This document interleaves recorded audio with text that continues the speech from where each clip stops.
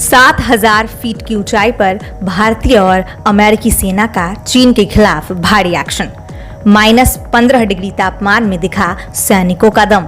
Modi Biden का हुंकार, चीन में बजा हाहाकार। चीन की भारत के खिलाफ नई चाल, LAC पर उठाने जा रहा है भारत के खिलाफ बड़ा कदम। दोस्तों, आज के वीडियो में आपको हम भारतीय सेना की वो आवाज सुनाएंगे जिससे सुन आपका सीना चौड़ा हो जाएगा, और इसमें साथ दे रही है अमेरिकी सेना। जी हाँ दोस्तों, भारत और अमेरिका ने साथ मिलकर चीन के खिलाफ ऐसा खेल खेल दिया है कि जिनपिंग की धरती चीन में हिल गई है। इसके अलावे हम आपको चीन की LAC पर चली गई उस चाल के बारे में भी बताएंगे जिसने मोदी को अब चीन के खिलाफ एक्शन लेने पर मजबूर कर दिया है। दोस्तों, आपको एक एक करके इस वीडियो में हम सब बताने वाले हैं। आप वीडियो को स्किप बिल्कुल ना करें और इसे पूरा देखें। चलिए वीडियो की शुरुआत करते हैं। भारत और अमेरिका के सैनिकों ने 48 घंटों तक 7,000 फीट की ऊंचाई पर शून्य से कई डिग्री कम तापमान में पहाड़ पर मौजूद दुश्मन पर अचानक हमला करके उसे तबाह करने का अभ्यास किया। भारत और अमेरिका के बीच अलास्का में 15 अक्टूबर से चल रहे साझा सैनिक अभ्यास का यह अंतिम और सबसे मुश्किल दिन था। इस अभ्यास में बेहद ठंड और ऊंचाई पर साथ मिलकर साझा दुश्मन से लोहा लेने की प्रैक्टिस हो रही थी।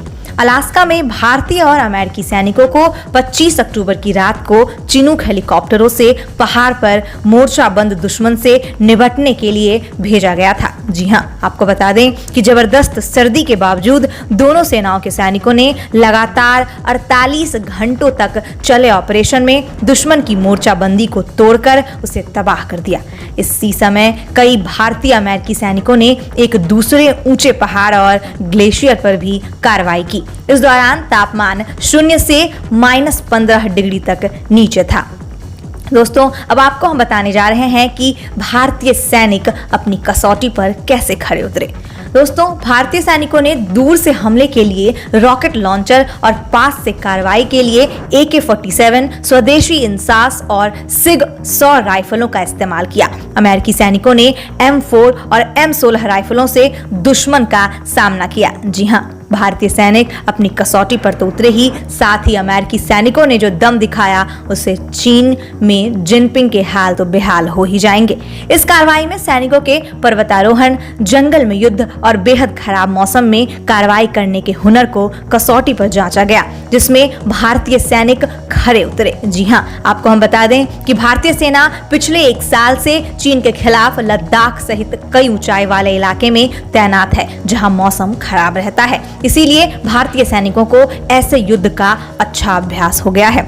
अब आपको हम बताने जा रहे हैं कि इस तरह के युद्ध से भारत अमेरिका के बीच में किस तरह के संबंध हो चुके हैं। दोस्तों, भारत और अमेरिका के बीच सैनिक संबंध लगातार बढ़ रहे हैं। दोनों देशों की सेनाओं के बीच होने वाला सालाना युद्धाभ्यास दोनों को एक दूसरे से सीखने और रणनीति समझने में मदद करता है। भारत और अमेरिका इस समय चीन के खिलाफ बनने वाले मोर्चे के सबसे बड़े सहयोगी हैं। भारत और अमेरिका की नौसेनाओं के बीच होने वाले मालाबार नौसैनिक अभ्यास में अब ऑस्ट्रेलिया और जापान भी शामिल हो चुके हैं।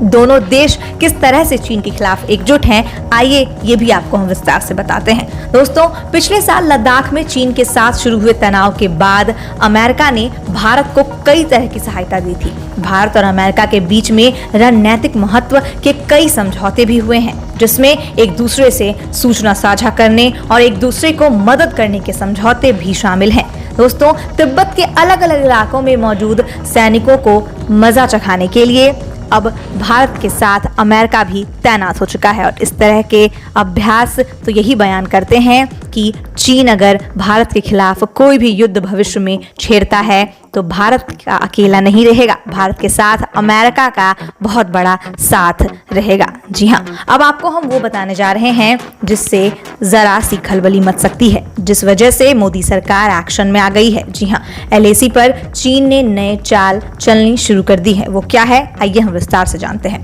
तिब्बत के अलग अलग इलाकों में मौजूद सैनिकों और साजो सामान को लाइन ऑफ एक्चुअल कंट्रोल यानी LAC तक कम से कम समय में पहुंचाने के लिए चीन तेजी से इंफ्रास्ट्रक्चर इंफ्रास्ट्रक्चर तैयार कर रहा है। जी हाँ, तिब्बत के निर्जन पठार में हजारों किलोमीटर की दूरी तय करने वाले फौजी ड्राइवरों के लिए चीन ने मोबाइल सर्विस सेंटर बनाए हैं।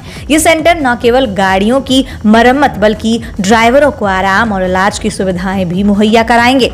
आपको बता दें कि चीन ने ये कदम भारत की बढ़ती तैयारियों को देखकर ही उठाया है।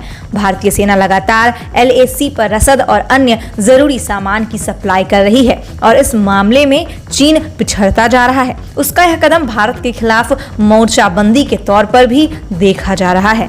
आपको बता दें कि तिब्बत का पठार न केवल बहुत बड़ा है बल्कि यहाँ किसी तरह आबादी भी बहुत कम है। साथ ही यहाँ का बेरहम मौसम लंबी दूरी तय करने वाले फौजी ड्राइवरों के लिए बड़ी चुनौती है। इसके लिए चीनी सेना ने कुछ दूरी पर ट्रांजिट कैंप और सर्विस स्टेशन बनाए हैं।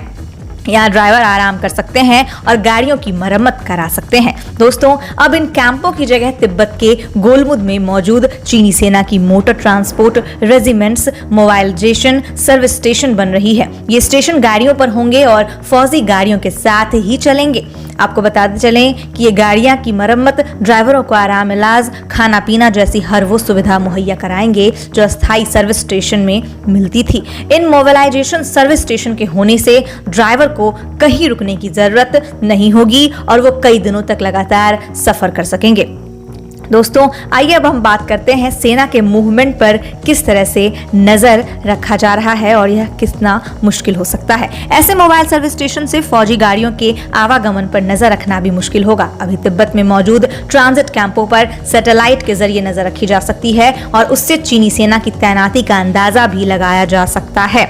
लेकिन मोबाइल सर्विस स्टेशन के साथ सफर करने वाले फौजी, जी हाँ, आपको हम बता दें कि मोबाइल सर्विस स्टेशन के साथ सफर करने वाले जो भी फौजी हैं उनका काफिला वो तिब्बत के विशाल पठार पर नजर रख पाना आसान नहीं होगा। पिछले साल से चीन ने LAC पर बड़े पैमाने पर सैनिकों की तैनाती की है। साथ ही भारी हथियार, टैंक, बख्तरबंद गाड़ियां और गोला बारूद भी LAC पर पहुंचाया है। इन सैनिकों के लिए रसद, दवाइयां, गर्म कपड़े और दूसरे साजो सामान पहुंचाने के लिए बड़े पैमाने पर सप्लाई लाइन को लगातार चालू रखना है। यही वजह है कि चीनी सेना की गाड़ियों का LAC तक लगातार सफर जारी रहता है। दोस्तों, आज के वीडियो में बस इतना ही। मिलते हैं आपसे अगले वीडियो में।